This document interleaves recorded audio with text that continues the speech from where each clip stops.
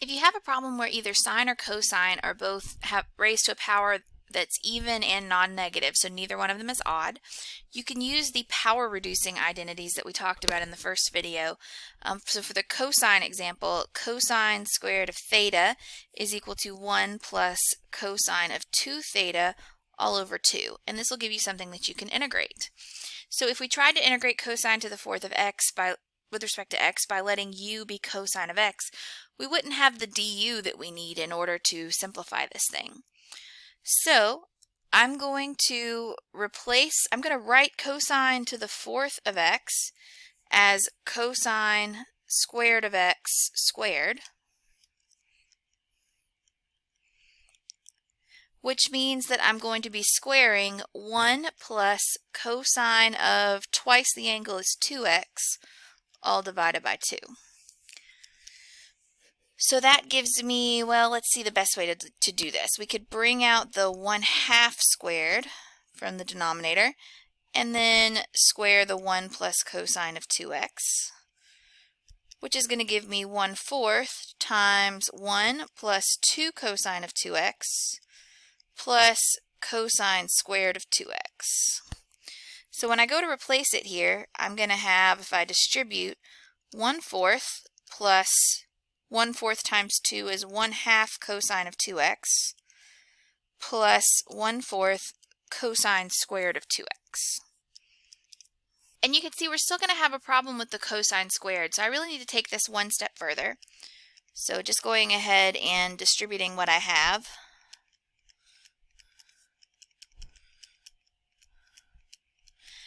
I'm going to now replace the cosine squared of 2x with 1 plus cosine of 4x all over 2. Now the reason I use a 4x is because we have to double whatever theta was, and in this case theta was 2x, so it becomes a 4x.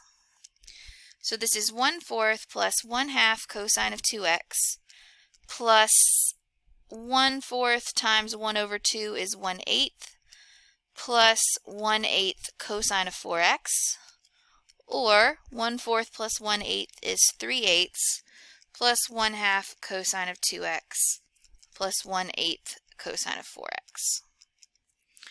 So we're now integrating. I'm just going to go ahead and split this into 3 integrals. The integral of 3/8 dx plus 1/2 times the integral of cosine of 2x dx plus 1/8 times the integral of cosine of 4x dx. And of course we're going to need some room for our du's in both of these, so you might want to give yourself a little bit of space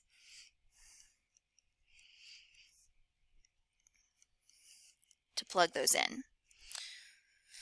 So this first integral is pretty easy. That's just 3/8 x. The second integral, our u here would have to be 2x, so u prime is 2, which means I need a 2 here and another 1/2 here. So this becomes 1/2, or 1/4 actually, times the integral of cosine of u du. For this one, we'll let w be 4, so dw will be, 4x, so dw will be 4 dx. So I need a 4 here and a 1/4 here. So that becomes 1 over 32 times the integral of cosine of w dw. So I get 1/4 sine of u plus 1 over 32 sine of w plus c, which is 3 over 8 times x plus 1 over 4 sine of 2x plus 1 over 32 sine of 4x, all plus c. And this is my final answer. So all of this trig and algebra that we did over here was just scratch work to get us to something that we could actually integrate. Another example is the integral of cosine squared of 3x dx. Now thankfully this one is just cosine squared of x, so we're not going to have to FOIL anything out, but we will have to use that same identity. cosine squared of theta equals 1 plus cosine 2 theta over 2. So in our case, cosine squared of 3x is going to be 1 plus cosine of double 3x would be 6x all over 2. So this integral is the same thing as the integral of that. 1 plus cosine of 6x all over 2.